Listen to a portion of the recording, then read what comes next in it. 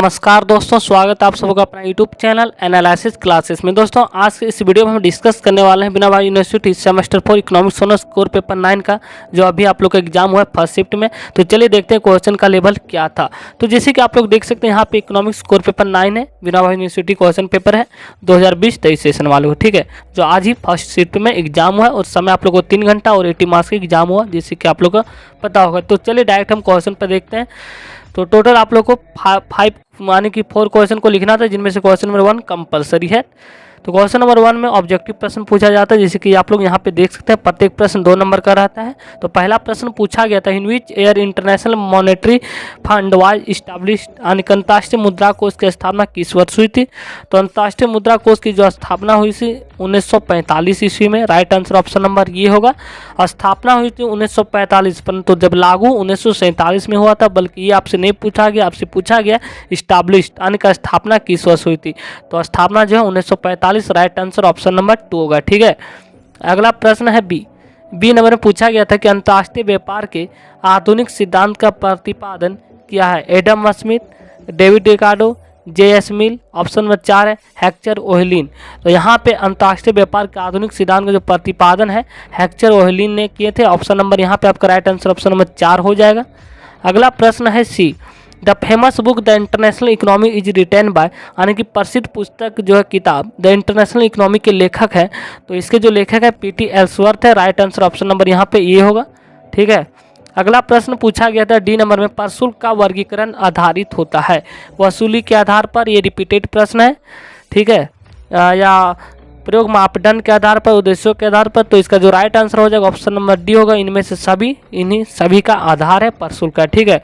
Question number ई में आपसे पूछा गया है कि how many members are in WTO, यानी कि WTO वर्ल्ड ट्रेड ऑर्गेनाइजेशन में कितने सदस्य हैं। 147, 150, 141। ऑप्शन नंबर डी है नन ऑफ दीज। तो यहाँ पे जो आप लोग का राइट आंसर हो जाएगा नन ऑफ दीज, क्योंकि अगर वर्तमान में देखा जाए तो इसके 164 यानी कि 167 सदस्य है। और अगर बुक के हिसाब से आप देखिएगा, जो आपके बुक में दिया हुआ है, तो उनमें से आपको 157 दिया हुआ है, जो कि यहाँ पे किसी ऑप्शन में नहीं है। तो इसलिए यहाँ पे राइट आंसर हो जाएगा नन ऑफ दीज, ठीक है, इनमें से कोई नहीं होगा यहाँ पे, ठीक है। अगला प्रश्न शॉर्ट टाइप के प्रश्न लिखना रहता है, ठीक है, 150 से 200 वर्ड में, जिनमें से right short notes on any 2 of the following. Option number A में आपसे पूछा गया था कि इन्हीं 2 पर आपको संक्षिप्त टिप्पणी लिखना है, जिनमें से पहला लिखना balance of trade and balance of payment, यानी कि व्यापार शेष और भुगतान शेष के बारे में लिखना है। और अगला जो पूछा गया आपसे बी में आपसे पूछा गया था कि फंक्शन ऑफ वर्ल्ड बैंक, और तीसरा में पूछा गया अंतर्राष्ट्रीय व्यापार का तुलनात्मक सिद्धांत। तो अगर देखा जाए तो हमने इसको दोनों क्वेश्चन को आप लोग हम करवा दिए थे, विश्व बैंक के कार्य यानी वर्ल्ड बैंक के क्या फंक्शन होते हैं और इसके उद्देश्य भी करवाए थे, और अंतर्राष्ट्रीय व्यापार के तुलनात्मक सिद्धांत भी करवा चुके हैं, ठीक है। तो उम्मीद करते हैं आप लोग लिख लिए होंगे। अगला प्रश्न जो पूछा गया है 2 से 8 या 9 नंबर तक रहता है, जिनमें से आपको लॉन्ग टाइप के प्रश्न, यहाँ से आपको 3 प्रश्न लिखना है, जिनमें से 2 नंबर से आप पूछा गया international trade is a special case of यानी कि अंतर्राष्ट्रीय व्यापार अंतर क्षेत्रीय व्यापार की ही एक विशिष्ट दशा है, इसके बारे में स्पष्ट करना था। 20 नंबर का पूछा गया, ठीक है। अगला प्रश्न पूछा गया था what is balance of payment, यानी कि भुगतान संतुलन क्या है, प्रतिकूल भुगतान असंतुलित को किस प्रकार ठीक किया जा सकता है। तो हमने इस क्वेश्चन को भी करवाए हैं, उम्मीद करता आप लोग लिखे होंगे, ठीक है। अगला प्रश्न पूछा गया था विनिमय दर निर्धारण के क्रय शक्ति क्षमता सिद्धांत का मूल्यांकन करें। क्वेश्चन नंबर 5 में पूछा गया था स्वतंत्र व्यापार के गुण एवं दोषों का वर्णन करें। हमने इसको भी करवा चुके हैं, ठीक है। स्वतंत्र व्यापार के गुण दोष यानी कि फ्री ट्रेड के आपको मेरिट और डिमेरिट लिखना था।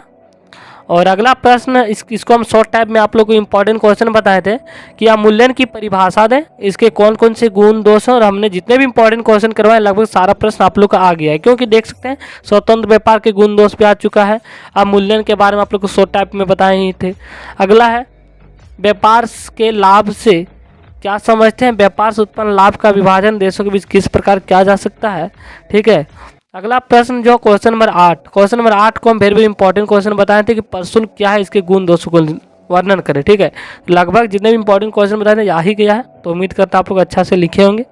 और क्वेश्चन का लेवल ठीक ही था, कोई हार्ड नहीं था। उम्मीद करते हैं आप लोग अच्छे से लिख लिए होंगे। तो थैंक यू गाइस, अगर आप हमारे चैनल पर हैं तो चैनल को सब्सक्राइब कर लीजिएगा, ताकि आपको आने वाली वीडियो को नोटिफिकेशन समय पर मिल सके। तो नेक्स्ट एग्जाम आप लोग का है कोर पेपर 10, ठीक है।